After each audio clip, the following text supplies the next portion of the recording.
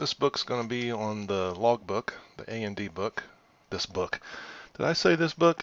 This video is going to be on the A&D book. This is the third video I've made today. I'm a little punchy, I guess. The migraine's gone away, so yay. And I'm finally getting this video done. So here it is in a nutshell, and this shouldn't be too hard to do. Remember, if you want to make your screen wider, you can come up here and click that. That will help. And I have my browser very narrow, so the video isn't like a huge file size. So yours will look a lot less condensed than this. All right. So first of all, the green over here obviously is acquisitions. Here's your dispositions. If you don't like the coloring, you can come up here and toggle that, and that'll turn it off. Okay. And that sticks. I mean, you can leave and you can come back and it stays. I think it stays per user, but it may be something that's stored on the computer, and if it's stored on the computer, if you log in on a different computer, your color settings will go away, but you can turn them off there too. But I kind of like them, so I'm gonna leave them on. All right. The first thing obviously is creating an acquisition. I mean, it's real simple. It's, the date that you acquired it. Obviously, you're not going to put in a future date. You can put in a past date. Let's say we got something today. I don't care about transaction number, but you might. You can put it in there. We're going to say it's, I like SIG, so we're going to do SIG Sauer P239. Just make something up since this is a test. P239 ABC. You might want to do all caps. They're a little easier to read. It may save them that way anyway. I can't remember. It's a pistol 40 Wesson. Conditions optional, but new. And then you got to put who you acquired it from. ABC supplier. And, if you got it from a person, you know how this works. You got to put their name and address. If it's a distributor or another firearms dealer, you can put in their FFL number. 3, 4, 5, 6, 7, 8. And then you save. All right. And it'll refresh. And there is the firearm that we just acquired. Now, if you want to do a manual disposition, you click the edit button, and now you can change this, but it'll be logged as an edit, as a correction, and we'll get into that. So let's say we sold it. We did the background check and everything. Who did we sell it to? Joe, buyer. The serial number. I don't know. If you serialize your 4473s, you can enter it here. If you don't, then you have to put their name and address, or their address. 1, 2, 3, some street, some city, Alabama. 1, 2, 2, 3. And then you can. What is this? I can't remember what this is for. Oh, okay. If you're sending this to, say someone bought this gun from you online and you're sending it to their FFL, if you want to send the FFL a copy of the gun information and everything, you put in their email address here, and you click this, and you replace that with the customer name and their address and all that. And here's the gun pulled straight from the form, and there's that. You can attach your licenses. I need to add 07 to this, it looks like. But you can attach your license, and if you've actually, the reason why 07 is not showing up might be because I don't have one entered. Let me double check that. Yeah. Well, no, I've got one entered. I need to add that. I'll put that on my to-do list. So if you wanted to email the FFL you're sending it to a copy of the information along with your FFL license, that's where you do it. So let's see. Joe Buyer 122. Then I don't have to put in their license. And if I wanted to send the email, I could. All right. If you're making changes, you'll need to put something here, but we're not making changes. We're adding a disposition, so we're going to save it. Okay. And there's our disposition right there. Well, let's say we, oh, you know what? I misspelled his last name. It should be B-I-E-R, Buyer. And so we try to save that. It's going to say, well, you got to give a reason for the change. Oh, okay, misspelled the buyer's last name. Okay, click save. Now, notice that it shows you the corrected entry. Okay, per ATF regulations, we have to be able to view the corrections. So you come up here to here, and it says view or print the corrections report.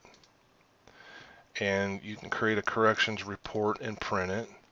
Here, none of these had corrections. This is the corrected, the most recent, current record. And here is the original. Okay. You can also view the corrections.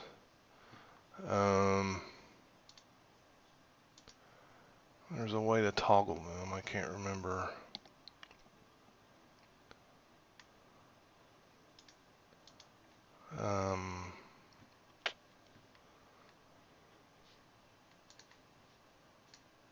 I found it. I couldn't remember where it was you viewed them. It's been a long time since I've been in this screen. You go up here to your filter and you say show corrections, and then you filter that. And now underneath any record that's had a correction, it'll show you the corrections. Okay, so this will look a lot better on your screen when you've got it wide open, full screen. So here is the most recent entry. This is the most recent corrected entry, and then that will also be the first one listed right here. Okay, and then this would be the original. If we make another correction, actually it's supposed to have been Joe B-E-Y-E-R, and I had the wrong TSN. It's supposed to have been 132. Okay, misspelled last name again and wrong transaction serial number.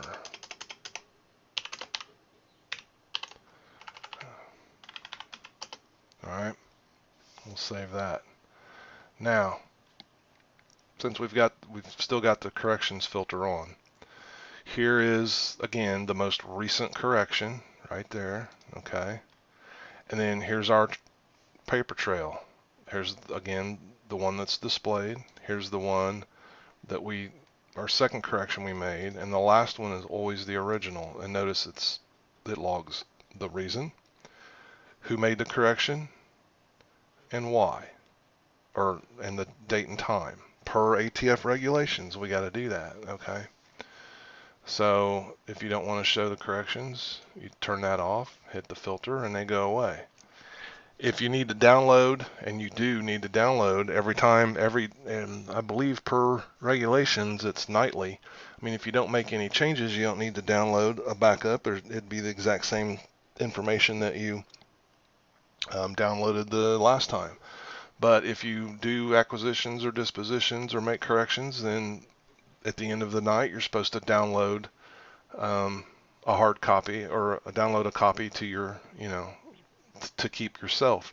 You do that here, okay? And it will download it into a CSV, I believe. Let me find it.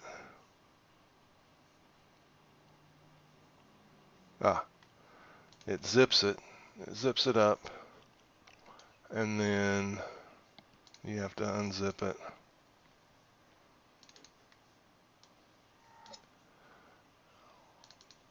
And then you've got your logbook in its current state, and then you've got the corrections. So here's your logbook, and this will open up for me in the Mac version of Excel. Oh, no, it's opening up in the text file, which is fine, but we want it to open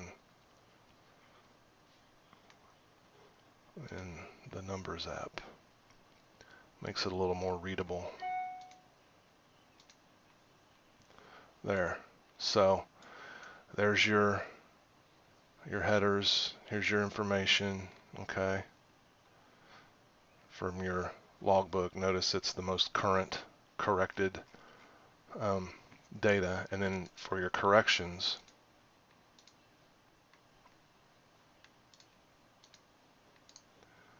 it'll look the same.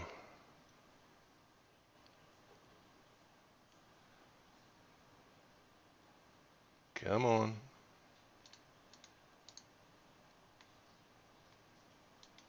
No, not notes.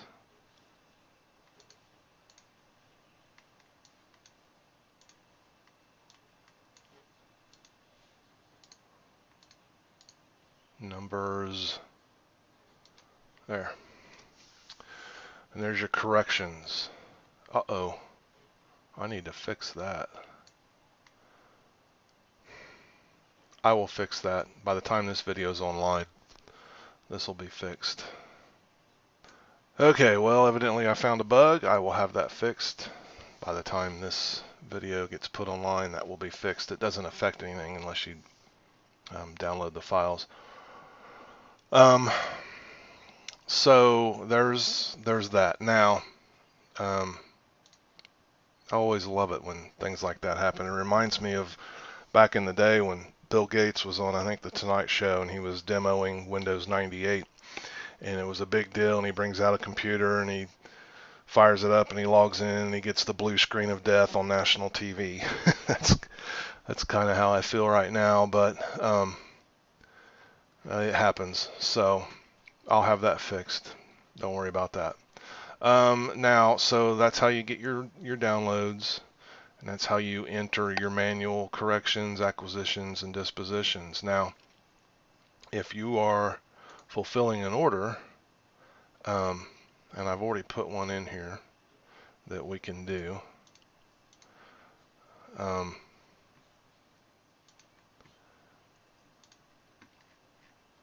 For a P226. So let's say, you know, we've already ordered it, we've got it in, or we're drop shipping it, we don't have to worry about this. But let's say we're shipping it ourselves. So we do a new shipment and a package. All right. And so here we enter the serial number. Now,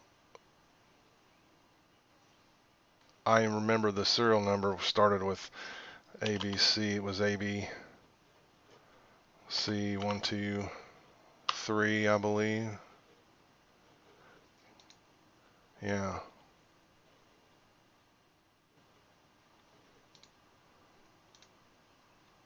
And you check that to tell the system that you want to enter this as a disposition. When you do that, it checks to make sure it's a valid serial number. So if I put in an invalid serial number, PPP123, and I check that, it'll tell me, it says an acquisition for this serial number cannot be found, a disposition cannot be entered for it. Now you can keep the serial number there. It'll log it with the shipment. It just won't put a disposition. And this is good because if you're using the electronic logbook and you put in the serial number of the gun and you put entry and it tells you it can't be found, you know there's a problem. You've got to go get that put into your book. So, but we know that ABC 123 was there. Make sure you check that. That way it checks. It comes back valid. All right, we're gonna now remember this says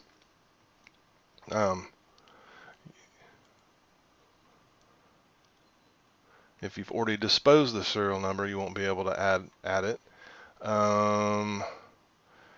Dispositions are entered when the shipment's label is generated. Any changes after this will result in a correction. If a new label is generated, and then if you don't generate a new label, then you need to make any corrections manually.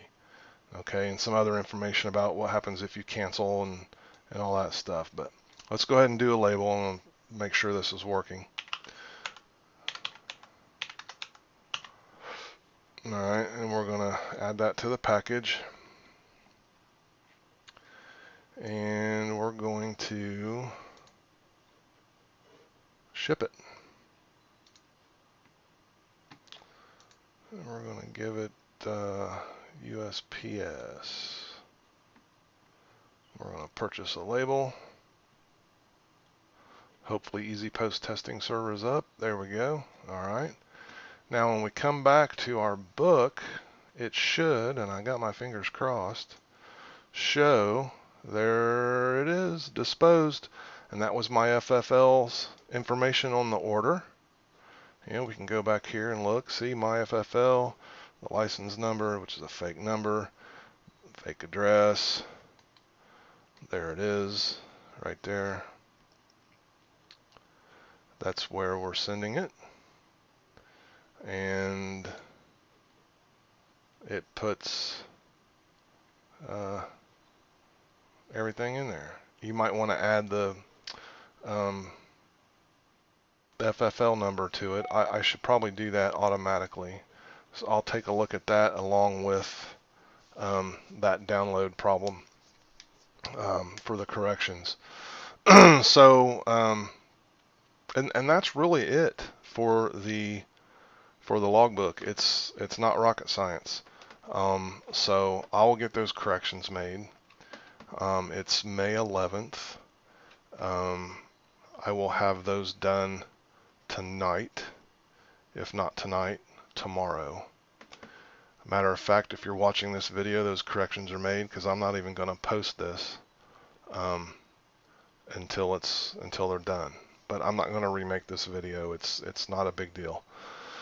So thank you for watching. If I left anything out, let me know. And that takes care of the A&D book. Much too late, but I just haven't had time to do it up until now. So thank you.